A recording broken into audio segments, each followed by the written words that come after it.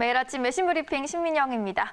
현재 미국에서 벌어지고 있는 시위가 장기화할 경우 경제와 사회의 혼선이 가중될 수 있다는 우려가 적지는 않습니다. 하지만 시장은 오늘도 당장의 위험 요인을 가격에 적극적으로 반영하지는 않는 모습이었는데요. 마켓워치 헤드라인부터 보시면요. Wall Street focuses on easing coronavirus lockdown amid civil unrest라고 했습니다. 월가는 사회 불안 속에서도 코로나 봉쇄 완화에 따른 기대감에 더 집중하는 모습입니다. 오히려 봉쇄 조치 완화 이후 경제 회복에 대한 희망이 지속해서 주가를 끌어올리고 있는데요. 자세한 내용 보시면요. 오늘도 항공사와 유통점, 크루즈 선사 등 경제 재개 수혜 분야 기업들의 주가가 강세를 나타냈고요. 다우지수는 1% 넘게 올랐습니다. 한편 미국과 중국의 무역 갈등에 대한 부담은 아직 적지 않지만 우려를 조금 줄이는 소식도 나왔습니다. 중국 관영 언론이 중국 기업이 외부 요인에 영향받지 않고 시장 규칙에 따라 미국 대두를 지속해서 구매하고 있다고 보도한 건데요. 다만 중국의 이번 대두 구매 물량은 통상적인 수준에 비해서 매우 적은 것으로 알려졌습니다. 미중 양국이 최악으로 치닫지는 않기 위해서 어느 정도 선은 지키고 있지만 그래도 서로에게 화가 났다라는 것은 표현하고 있는 상황인 거죠. 따라서 미중 갈등에 대한 우려감이 완전히 해소되기까지는 시간이 또 필요해 보입니다.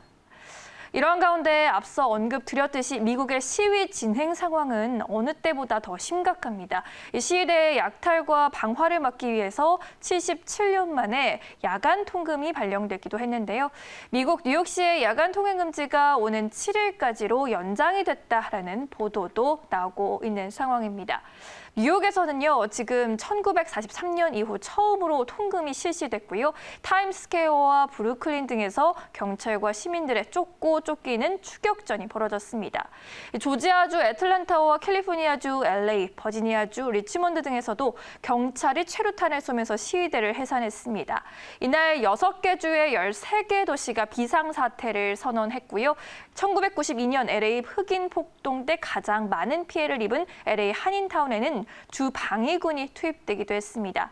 트럼프 대통령은 상황이 이렇게 되자 폭동 저지를 위해서 연방군을 동원할 것이다라고 경고까지 했습니다. 트럼프는 모든 주지사에게 주 방위군 배치를 강력히 권고했다며 만약 주어시가 이를 거부한다면 나는 미군을 배치해서 신속하게 문제를 해결하겠다고 했습니다. 실제로 이날 워싱턴 DC 상공에서는요. 전투 헬기 2대가 저공 비행을 하면서 시위대를 위협했습니다.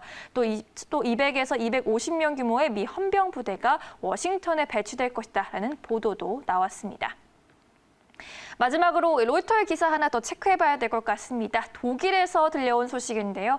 트럼프 대통령의 압박에도 중국 통신장비 업체 화웨이 제품을 배제하지 않겠다라던 독일이 5G 장비 공급 계약을 화웨이에서 스웨덴의 에릭슨으로 변경할 것으로 보입니다. 로이터 통신은 독일의 3대 이동통신사 중 하나인 텔레포니카가 5G 핵심 네트워크 장비를 화웨이에서 에릭슨으로 변경할 것이다라고 보도를 했습니다. 텔레포니카의 CEO는 독일 전역에 통신망 서비스를 제공하는 회사로서 우리는 안전한 네트워크를 제공하는 특별한 사회적 책임을 가지고 있다면서 이같이 밝혔습니다. 그 책임을 이행할 장비 업체가 바로 스웨덴의 에릭슨이다라는 게 회사 측 입장입니다. 에릭슨의 장비 채택은 유럽 내 다른 국가들의 5G망 구축에도 상당한 영향을 미칠 것으로 보입니다. 독일은 그간 미국의 노골적인 압박에도 특정한 업체를 배제하지는 않을 것이다라면서 선을 그어왔는데요. 지난해 말까지만 해도 일부 5G 장비를 화웨이와 체결한다는 내용을 발표한 터라 화웨이가 받을 충격은 상당할 것으로 예상됩니다. 앞서 지난달 말에는 보리스 존슨 영국 총리가 5G 구축 사업에서 가능하면 빨리 화웨이를 배제하라는 지시를 내리면서 시장에 파장을 일으키기도 했는데요. 그간 이 5G 이동통신망 구축에서 화웨이 제품을 쓰지 말라는 트럼프 대통령의 압박에 미온적이었던 유럽 동맹국들이 속속 화웨이 제품을 탈락시키는 흐름을 보이는 것은 코로나19 팬데믹발 중국 책임론과 홍콩 보안법 사태 등과도 무관하지 않아 보입니다. 이제 국제 정세는 코로나19로 인해서 예민해진 각국들의 대처에 상당 부분 달려있지 않을까 싶습니다. 이렇게 해서 외신 브리핑 2부 함께 하셨습니다.